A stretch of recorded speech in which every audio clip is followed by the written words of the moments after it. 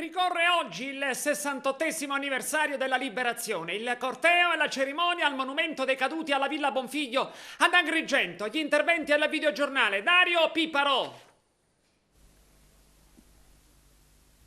Ponete i tedeschi di fronte al dilemma, arrendersi o perire. Questa è la frase pronunciata da Pertini il 25 aprile 1945, con la quale proclamò lo sciopero generale contro il fascismo, l'occupazione tedesca e la guerra.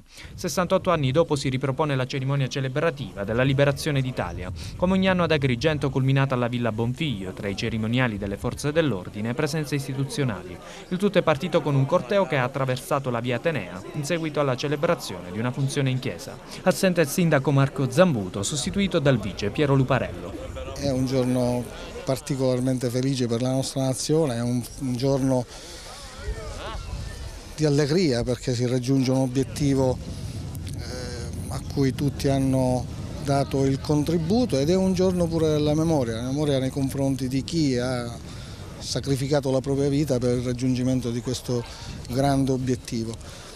Certo, oggi dico la situazione è quella che dobbiamo guardare indietro a questa data in cui la nazione intera, il popolo intero ha cercato questa festa della liberazione e dell'unità. È importante nella valutazione che oggi dico un passo indietro dovrebbe essere fatto da tutti per il raggiungimento di un altro obiettivo che è l'obiettivo della nazione. Presenti tra gli esponenti politici anche il presidente della provincia Eugenio Dorsi, il parlamentare del PD Tonino Moscat e Angelo Lauricella, senatore democratico e presidente provinciale dell'ANPI, l'Associazione Nazionale Partigiani d'Italia.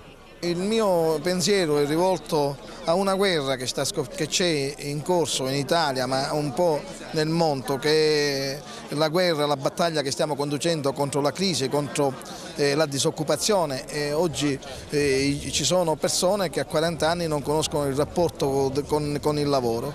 E allora, siccome siamo abituati, come ce lo dice da 68 anni, ce l'hanno detto attraverso le gesta eroiche dei nostri patrioti, la gente italiana non è abituata ad abbassare la testa, in questo caso dobbiamo alzarla e dobbiamo lottare per riprenderci la vita e per riprenderci il diritto ad essere cittadini italiani. Una giornata straordinaria, memoria e festeggiamenti di un giorno che è costituente della nostra Repubblica, della nostra Costituzione, in un momento così delicato per la nostra Repubblica, rappresenta un fatto straordinario ed importante. Stiamo ricordando qualcosa che ha segnato un solco tra ciò che era innostato, tra ciò che era dittatura, tra ciò che era incubo, in ciò che è libertà, in ciò che è diritti e in ciò che è uguaglianza. Nei giovani oggi è ancora radicato il giusto significato che si può attribuire a questa celebrazione?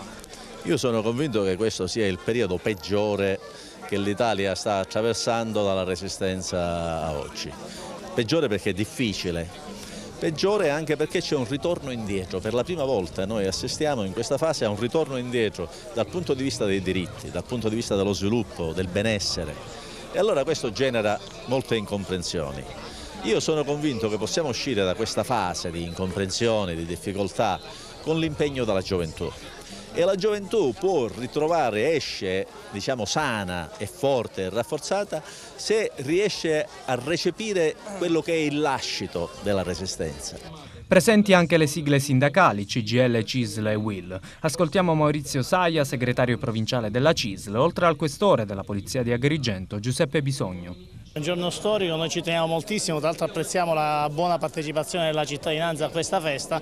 È una ricorrenza importante perché il 25 aprile ci ha permesso di costruire la nostra democrazia, la nostra libertà.